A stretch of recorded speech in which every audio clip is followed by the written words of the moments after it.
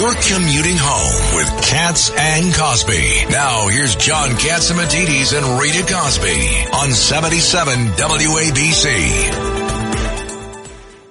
Now let's go to Brigadier General Blaine Holt, retired U.S. Air Force Brigadier General, former C-17 combat commander, also former U.S. Deputy Military Representative to NATO.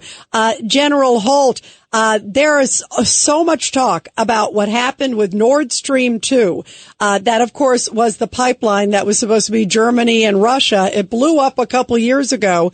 And now suddenly a Ukrainian has been arrested for it, has been tied with it. But it looks like the President Zelensky of Ukraine is saying, no, we didn't really want this to happen. What do you know? So the timing of this Wall Street Journal article that reported all of this, and it's great to be with you, Rita, on your show. The timing is so much more interesting than the article itself. The article is dubious. I'll tell you that a yacht, the amount of explosives required to do such a thing, the operational rehearsals.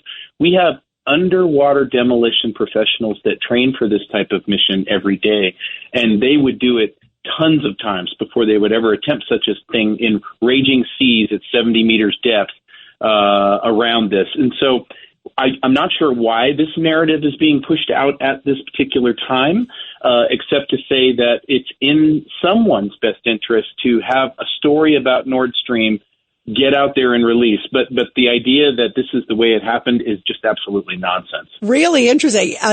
Judge Weinberg. Good to talk to you again, General. I want to ask you about this. What are your thoughts about the incursion by Ukraine into Russian territory? Is that a game changer, and what does that mean? It's going to change the game one way or the other, and it could be a masterstroke on behalf of the Ukrainians if, and this is a very big if they understand that they have a limited time up there. They can't hold that ground forever because they've got logistics supply lines that they've got to protect going up into Kursk. And already we're seeing evidence of very, very good strategic signals from this incursion into Kursk. One of them is Belarus's Lukashenko just announced today that he believes Russia, Belarus, and Ukraine should get to a negotiation table and stop fighting. That would not happen without this Kursk thing. But my worry is if that's not what this endgame is, Ukraine does not have the standing army to go ahead and hold that ground. And right now you see the Russian army is pulling frontline units off the line of contact, and they're getting them ready for redeployment towards Kursk. So they should take these wins and these gains and convert them to a strategic goal or win that can get everybody to a off-ramp this war. Ed Cox. General, could this General Supreme Allied Commander Cavoli was here. He couldn't talk about it for confidentiality, obviously, top secret. But he indicated there are other intents of what was going to happen here. Could it be that this is creates a more mobile contest between the Russians in which the Ukrainians would do much better than trench warfare?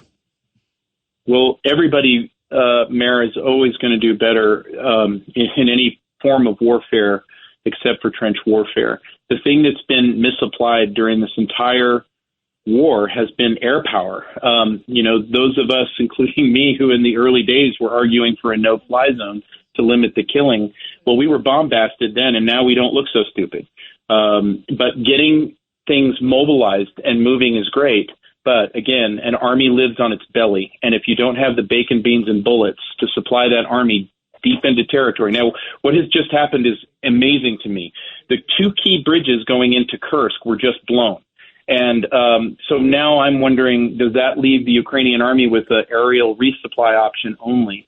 We're just going to know tactic by tactic as they go what their plan is. And to what General Cavoli is saying, I am certain there are many other elements and chapters that are yet to play out or that they're considering playing out as they try to get this place to an end state. But what I pray is that this isn't just leading to more warfare for warfare, that we're actually heading to a place called off-ramp.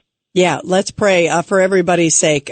Boy, that would be great if there's something that could be a resolution. Let's pray. Thank you very much, Brigadier General Blaine Holt. Love having you on. Pleasure to be with all of you. Thank you, Rita. Thank you guys so much. Thank you.